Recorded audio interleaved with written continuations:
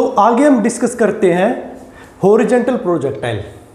तो horizontal projectile ऐसा projectile है, इसमें देखो ये प्रोजेक्टाइल की दो टाइप होते हैं, एक तो एंगुलर प्रोजेक्टाइल और एक हॉरिजॉन्टल। तो सबसे पहले हम हॉरिजॉन्टल प्रोजेक्टाइल डिस्कस करने जा रहे हैं। इसमें क्या होता है, आप किसी भी ऑब्जेक्ट को इस तरीके से हॉरिजॉन्टली थ्रो करते हो।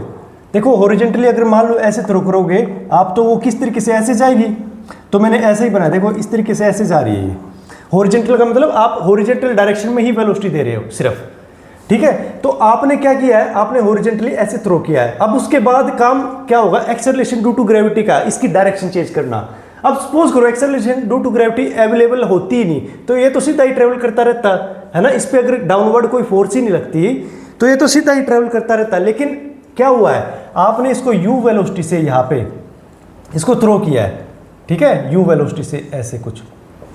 उसके बाद तो इसने एक्सेलरेशन ड्यू टू ग्रेविटी की वजह से नीचे आता गया और यहाँ पे जाके ये स्टॉप हो गया, हिट कर गया है ना किसी डिस्टेंस पे जाके। सपोज करो ये आर कह लेते हैं इसको डिस्टेंस, या कुछ भी मान लो आप, क्योंकि एक्स में ट्रेवल किया, मान लो मैं इसको एक्स कह लेता हूँ, कुछ भी कह लेता हूँ, ठीक है।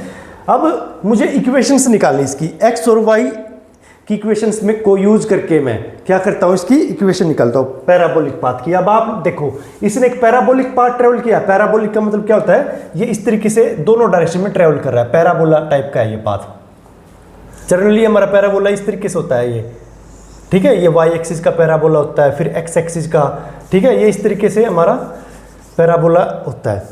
तो देखो इसमें क्या यूज करता हूँ, यूज इक्वेशन ऑफ मोशन, ठीक है। अब देखो आप देख पा रहे हो कि जो ये ऑब्जेक्ट है वो ट्रेवल दोनों एक्सिस में कर रही है, क्योंकि देखो यहाँ पे ये दोनों डायरेक्शन में जा रही है ना, यहाँ भी, क्योंकि देखो जो एक्स में जो वेलोसिटी है उसकी वजह से तो ये क्या कर रही है, एक्स एक्सिस में जा रही है, और जो वाई में एक्सेलरेशन ड्यू टू ग्रेविटी है उसकी वजह से ये नीचे की तरफ आ रही है। तो देखते हैं, अब मैं एक्स इक्वेशन यूज करता हूँ, x equation of motion for x axis, ठीक है। तो एक्स एक्सिस के लिए क्या आ जाएगी बच्चे, एक्स इक्वल टू क्या आ जाएगा हमारा, you x T plus half A x T square, equation 1, ठीक है। अब देखो यहां पे जो यू एक्स है, मैंने यू है ना, क्योंकि इनिशियली प्लस टू मैंने एक्स डायरेक्शन में दिया, तो यू एक्स क्या आ जाएगा, you into t plus half into 0 into T square. अब देखो क्या एक्सेलरेशन ड्यू टू ग्रेविटी है वो एक्स एक्सिस में है, नहीं, मैंने तो शुरुआत में जो इसको स्पीड दी है वो यूनिफॉर्म स्पीड दी है जो कि एक्स एक्सिस में है यू। तो एक्सेलरेशन ड्यू टू मतलब जो ग्रेविटी है ना तो एक्स एक्सिस में होती है और ना ही कोई एक्सेलरेट कर रही है ये बॉडी जिसको आपने थ्रो किया है एक्स एक्सिस में, ठीक है। तो इस वजह से ए एक्स क्या आ जाएगा, वो 0 आ जाएगा। तो यहां से क्या आ गया, x equal to u into t, यहां से टी क्या आ जाएगा, एक्स बाई यू, ठीक है। ये मेरी सेकेंड इक्वेशन होगी, सपोज करो। अब मैं वाई एक्सिस की इक्वेशन यूज करता हूं, use equation for y axis. Y axis की इक्वेशन अगर मैं यूज करूंगा तो क्या आ जाएगा, वाई इक्वल टू क्या आ जाएगा, u y into t plus half a y t square. अब ये बताओ, ये जो यू एक्स और यू वाई है ये initial velocity in x and y direction है। क्या वाई में कोई इनिशियल वेलोसिटी थी, नहीं थी, मैंने तो सिर्फ एक्स एक्सिस में इनिशियल वेलोसिटी दी है। तो यू वाई क्या हो जाएगा बच्चे, यू वाई 0 है, तो वाई क्या आ गया, half a Y into T square, ठीक है, half a Y into T square. अब ये बताओ ए वाई क्या होना चाहिए, ए वाई हमारा होना चाहिए प्लस जी, क्योंकि देखो ये ऑब्जेक्ट फाइनली देखा जाए डाउनवर्ड आ रही है, और क्या कहते हैं जब डाउनवर्ड कोई ऑब्जेक्ट आ रही है तो हमारा एक्सेलरेशन ड्यू टू ग्रेविटी जो होता है वो पॉजिटिव जी होता है ना। तो इस वजह से मैंने क्या लिख दूंगा मैं यहाँ पे, y equal to half into plus g, और t की वैल्यू यहाँ से क्या आई थी, x by u, x by u का स्क्वायर। तो y क्या आ गया बच्चे, half g x square by u square, है ना। ये आ गई मेरी equation, half g x square by u square. अब देखो ये इक्वेशन एक तरीके से देखा जाए तो मैं इसको किस तरीके से लिख सकता हूं, तो half g by u square into x square. तो देखो जो ये जी है ये भी कांस्टेंट है एक्सेलरेशन ड्यू टू ग्रेविटी, और जो यू है यू भी कांस्टेंट है क्योंकि हमने एक कांस्टेंट वेलोसिटी दी थी एक्स डायरेक्शन में। तो मैं इसको क्या लिख सकता हूँ एक तरीके से y इक्वल टू के एक्स स्क्वायर। अब आप देखो जो y इक्वल टू के एक्स स्क्वायर है ये किसकी इक्वेशन होती है, इक्वेशन ऑफ पैराबोला की। तो हमें पता लग गया इस इक्वेशन से कि जो ऑब्जेक्ट थ्रो की गई है वो पैराबोलिक पाथ ट्रेवल कर रही है ना। ये जो y इक्वल टू के एक्स स्क्वायर होती है ना, ये y एक्सिस की पैराबोलिक इक्वेशन होती है, ठीक है। तो ये पैराबोलिक इक्वेशन आ गई, पैराबोलिक इक्वेशन। तो हेंस पैराबोलिक पाथ है ना, पैराबोलिक पाथ। तो ये हमें यहां से समझ में आ रहा है, ठीक है। तो इसके आगे हम टाइम ऑफ फ्लाइट वगैरह कैलकुलेट करेंगे। टाइम ऑफ फ्लाइट और हॉरिजॉन्टल रेंज क्या होती है देखते हैं हम।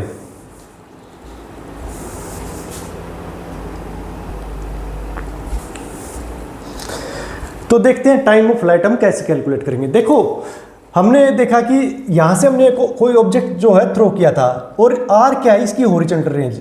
हॉरिजॉन्टल रेंज क्या होती है कि कितने डिस्टेंस पर जब आपने थ्रो किया कितना मैक्सिमम डिस्टेंस ये जाके गिरा है, मतलब हिट किया है, ठीक है। तो एक्स एक्सिस में जितना इसने ट्रेवल किया ना डिस्टेंस वो आपका हॉरिजॉन्टल रेंज हो जाएगी। और एच क्या है, हाइट, जहां से आपने थ्रो किया, कितनी ऊंचाई से आपने इसको थ्रो किया है। टाइम ऑफ फ्लाइट कैलकुलेट करेंगे इसमें और हम करेंगे हॉरिजॉन्टल रेंज।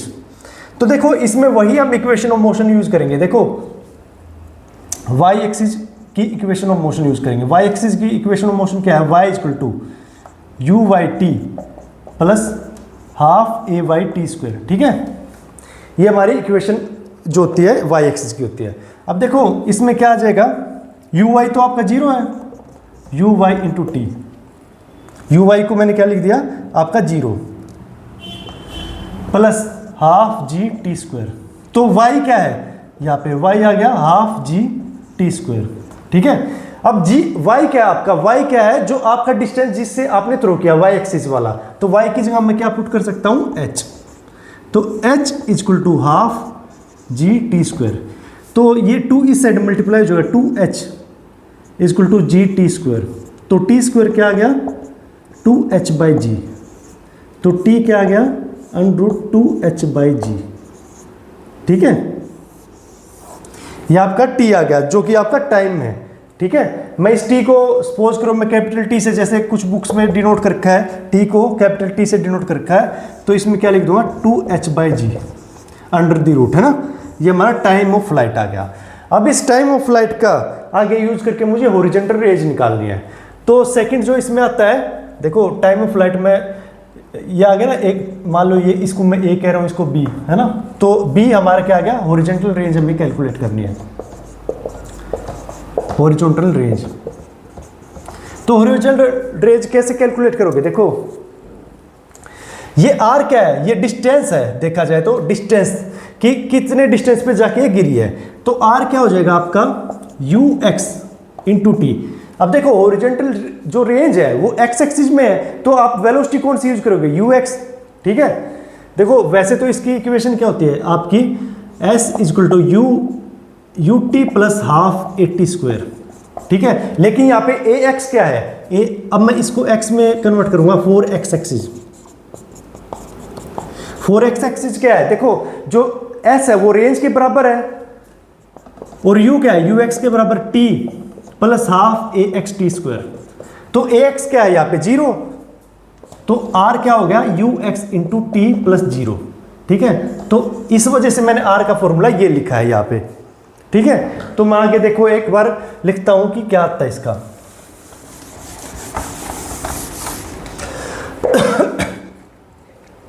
तो r क्या आ गया मेरा यू एक्स इंटू टी। अब देखो t की वैल्यू क्या आई है, t तो वही है जितना इसने टाइम लिया याद से लेके यहाँ तक आने में, मतलब है ना टाइम ऑफ फ्लाइट।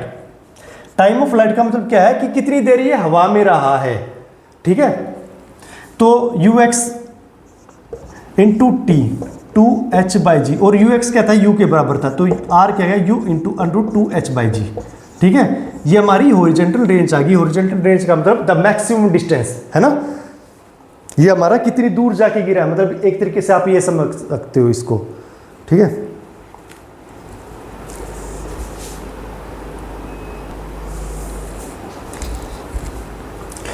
तो अगला जो इसमें आता है, इसमें पार्ट आता है इसी हॉरिजॉन्टल प्रोजेक्टाइल मोशन में कि velocity of object at any instant.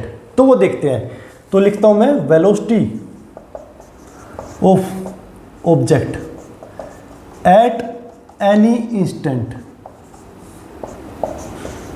वो क्या आती है देखते हैं। देखो जब ये ऑब्जेक्ट आपने यहां से थ्रो की, देखो ये इस तरीके से ट्रेवल कर रही है, इसकी इस डायरेक्शन में वेलोसिटी वी एक्स, यहाँ पे वी वाई है ना, वी एक्स वी वाई है ना। तो मतलब वो हमें निकालने की जो इसकी वेलोसिटी होगी वो क्या होगी। देखो एक्स एक्सिस में वी एक्स है ना, और वाई एक्सिस में वी वाई। तो इन दोनों का देखो, दोनों वेलोसिटी क्या होती है, वेक्टर क्वांटिटी होती है, और वेक्टर का कुछ ना कुछ रिजल्टेंट होता है जो कि इस साइड आएगा। तो हमें जो ये रिजल्टेंट वेलोसिटी है, ये नेट वेलोसिटी है, ये हमें कैलकुलेट करनी है कि किस हर एक इंस्टेंट पे क्या वेलोसिटी होगी, वो हमें कैलकुलेट करनी है। देखते हैं चलो।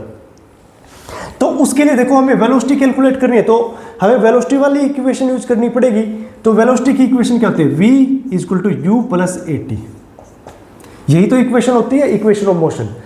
अब इसके लिए मैं क्या करूंगा, 4x एक्सिस के लिए यूज करूंगा, तो v क्या आ जाएगा, v equal to u plus zero t, क्योंकि x एक्सिस में जो एक्सेलरेशन था वो तो कुछ था ही नहीं, वो तो जीरो था।